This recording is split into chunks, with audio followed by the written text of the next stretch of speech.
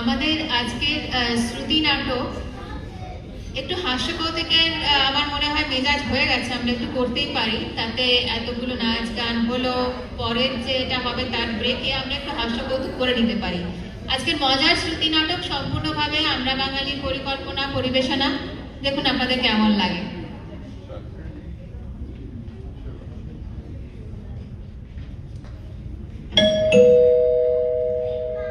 দেখি কে এলো। আরে এই তো শম্পা, এসো এসো, তুমি আগে এসে পৌঁছলে, এখনো কেউ আসেনি। ও দিদি, কি যে বলো, আমি তো ভেবেছিলাম দেরি হয়ে যাবে। এই জানো তো, বুবাইয়ের আজ অঙ্ক পরীক্ষা ছিল, ছেলেটা যা মেধাবী, স্কুলে দিদিমণি বলেছেন এ ছেলে একদিন বিশাল একটা কিছু হবে। হ্যাঁ হ্যাঁ, সে আমরাও বুঝি। আচ্ছা শম্পা, বসো বসো, চা দেবো? না না গো, এই তো ঘন্টাখানেক আগে বাড়িতে চা খেলাম, দু চারটে বিস্কুট যদি হয় তাহলে সেটা একটু দাও। হ্যাঁ সে তো বটে। ওই শম্পা, 1 মিনিট, কেউ এলো মনে হয়, দেখি। হাই আন্টি, আমি রিনি। আমাকে চিনতে পারছো? সমীরণ মামার ভাগ্নি। হ্যাঁ হ্যাঁ হ্যাঁ, এসো রিনি এসো, তুমি তো নতুন সদস্য। হ্যাঁ হ্যাঁ। এই শম্পা, পরিচয় করিয়ে দিই, রিনি সমীরণদার ভাগ্নি, কলেজে পড়ে। ও মা, তুমি সমীরণদার ভাগ্নি? আমি তো তোমাকে ছোটবেলায় কোলে নিয়েছি, তখন তো এইটুকু ছিলে, এই হাঁটু সমান। কি কলেজ গো? এই আমি জেডি বিড়লাতে পড়ি, ইংলিশ অনার্স নিয়ে। ও বাবা, দারুণ দারুণ। জেডি বিড়লা, বাবা জানো তো আমার ভাসুরের মেয়ে, সেও জেডি বিড়লাতেই পড়তো, সে এখন আমেরিকায় গুগলে চাকরি করে। মাসে কত টাকা মাইনে পায় বলো তো? শুনলে মাথা টাথা ঘুরে একদম পড়ে যায়। শম্পা, আগে মেয়েটাকে অন্তত বসতে দাও। আন্টি, আমি একটা ছোট্ট প্রস্তাব নিয়ে এসেছি আজকে। হ্যাঁ নিশ্চয়ই, বলো। আচ্ছা 1 মিনিট, আগে বিনয়দা পরেশবাবু আসুন। ওই মনে হয়, ওই এলেন এলেন। নমস্কার। এই হয়ে গেল? না, অটো ভাড়া যা বেড়েছে, 9.5 কিলোমিটার 80 টাকা চাইলো। 80! আমি বললাম ভাই এটা অটো না হেলিকপ্টার। এই তো বিনয়দা, আসুন আসুন আসুন, বসুন। পরেশবাবু এখনো আসেনি। ও তো আসবে ঘন্টাখানিক পরে। ঠিক যখন আমরা সব ঠিক করে ফেলবো, ঠিক তখনই উঠে আসবেন আর বলবেন ঠিক বলেছেন ঠিক বলেছেন। ওই মনে হয় ফোন করলেন, দেখি। হ্যালো, ও পরেশবাবু, হ্যাঁ কোথায় আপনি? দোতলায় উঠতে পারছেন না? আরে সিঁড়ি ভাঙা না। আচ্ছা ঠিক আছে ঠিক আছে, আমি আসছি।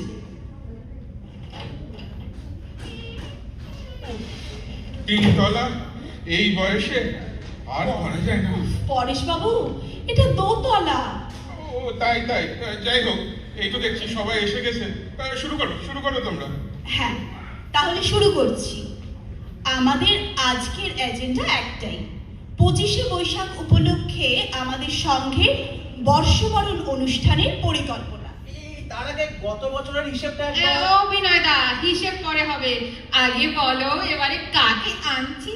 আমি বলি, রবীন্দ্রসঙ্গীতের জন্য আমার ননদ যদি। তোমার ননদ?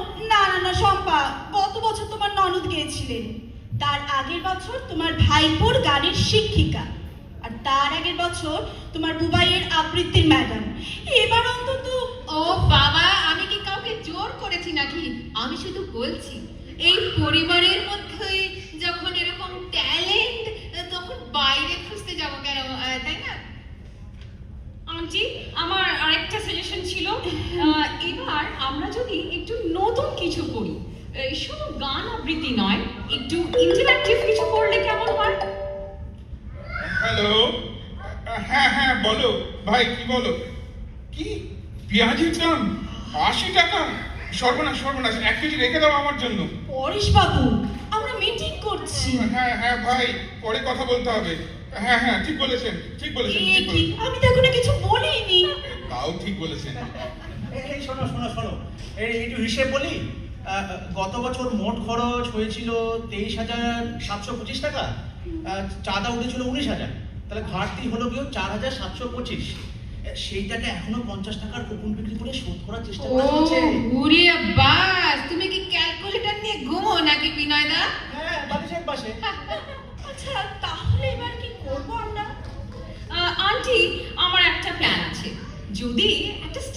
কমেডি ইনক্লুড করি সেটা কেমন হয়?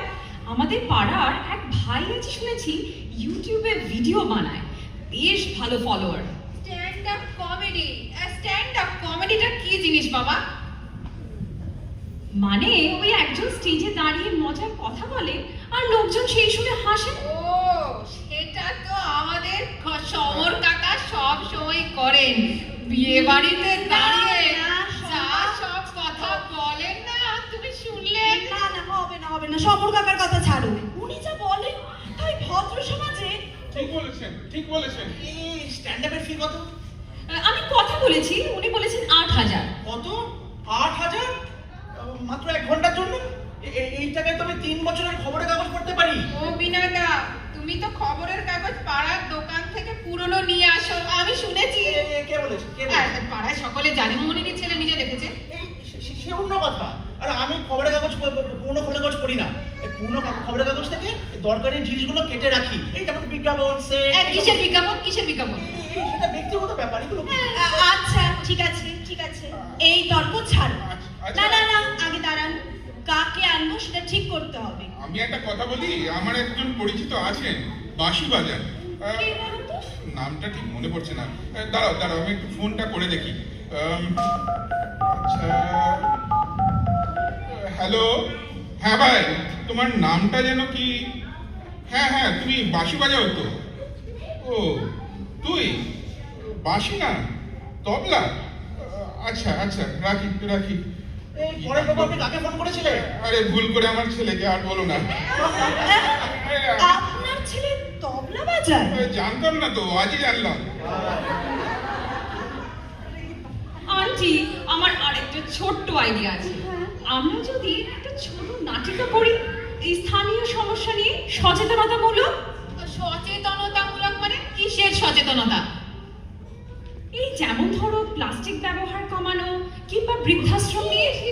বৃদ্ধাশ্রম আবার কেন? ও বাবা, আমাদের বর্ষবরণে আবার বৃদ্ধাশ্রম? পাড়ার সব শাশুড়ি মারা এসে আমাদের কমলে এরকম করে মুলে দিয়ে যাবে। হ্যাঁ, আমারও কিন্তু তাই মনে হয়, শম্পা ঠিক বলেছে। অনুষ্ঠান একটু হালকা মেজাজের জিনিস ভালো। হ্যাঁ, তাছাড়া নাটক করতে গেলে কস্টিউম, সেট, লাইন ও 3 গুণ খরচাও ছাড়ো। আচ্ছা, তাহলে আর কি করা যায়? আচ্ছা শম্পা, তোমার ননদ ছাড়া আর কেউ আছে? এই শোনো, আমার ননদ কিন্তু গাইবে, হ্যাঁ সেটা ঠিক। তারপরে আমার ভাইপো আছে অরিত্র। কি বলবো বাজার? আবার তোমার পরিবারে? আমার পরিবার কোথায়? ভাইপো তো অন্য বাড়ির ছেলে। ও আচ্ছা, মানে তোমার ভাইপো তোমার বাড়ির ছেলে নয়?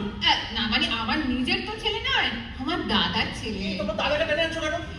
কেন? আমার দাদা মুম্বাইতে থাকে, আমার ওর ছেলে আমার কাছে থাকে কলকাতায়। এই শোনো না, গত মাসে 3 কেজি ইলিশ এনে দিয়েছিল।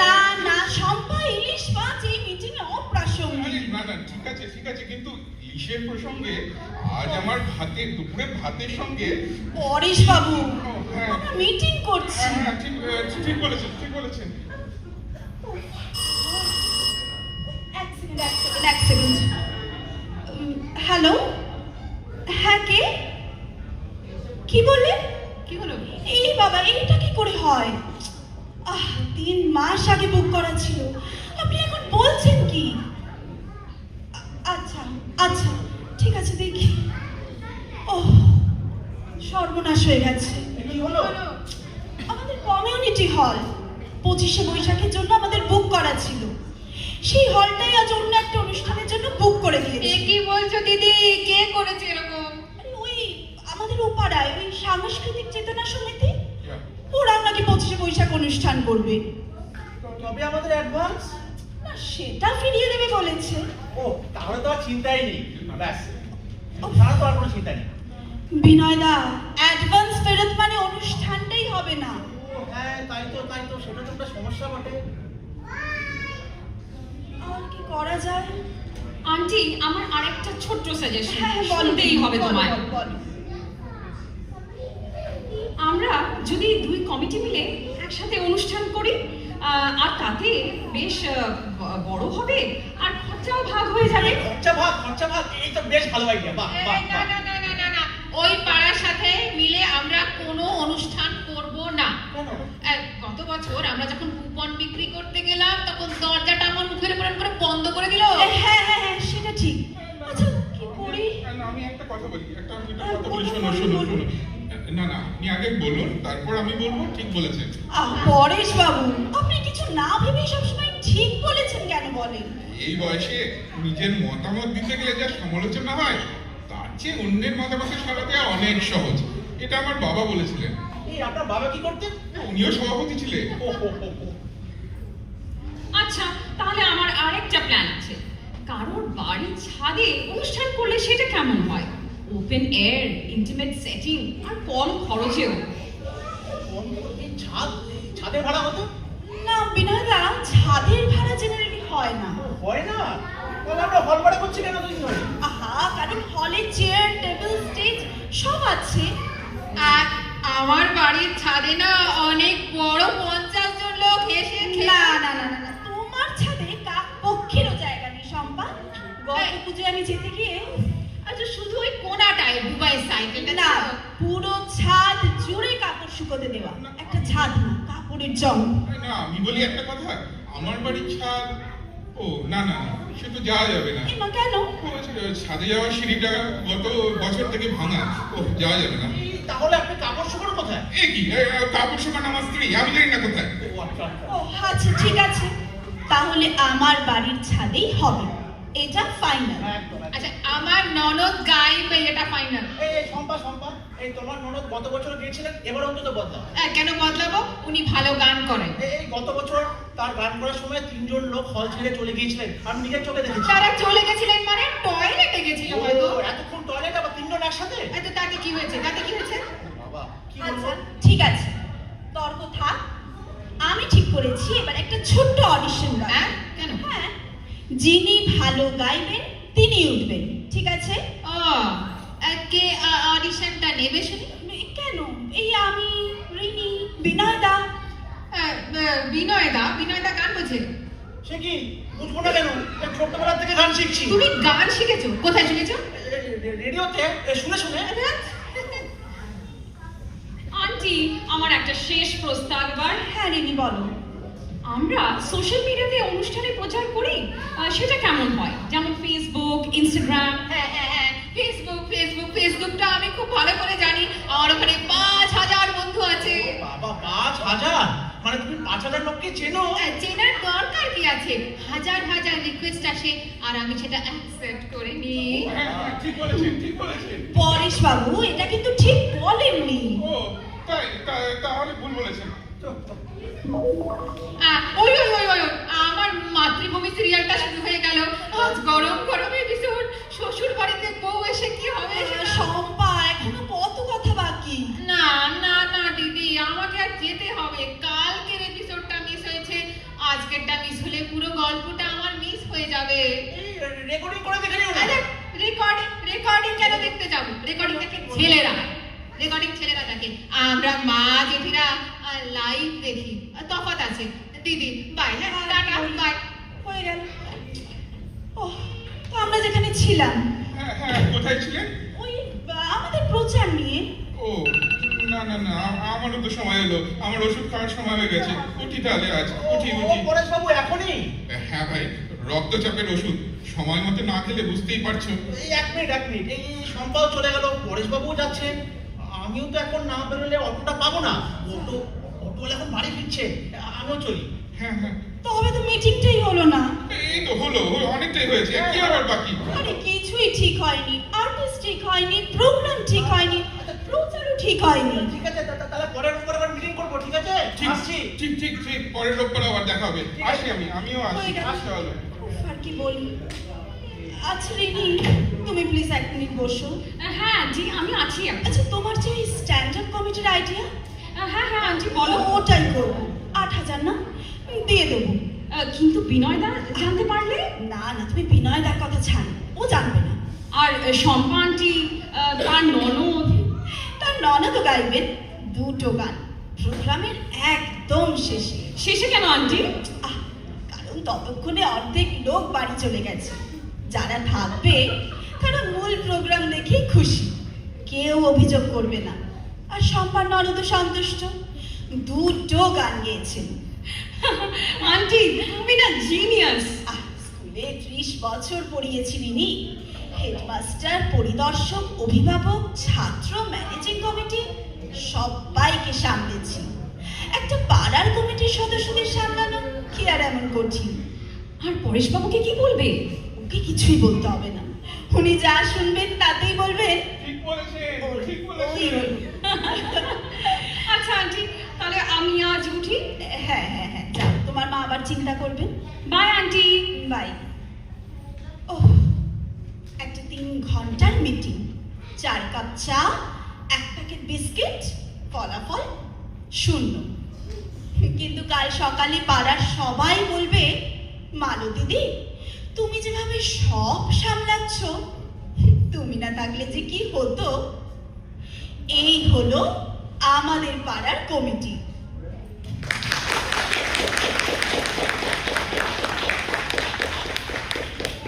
অভিনয় কে কে ছিল তাদের একটু বলে দিই, নাম বলে দিই। দিব্যেন্দু, মৈত্রী, পূজা, পল্লব, আমি শাওন, আর ব্যাকগ্রাউন্ড মিউজিকে মৈত্রী। ওটা কিন্তু একটা বড় কাজ।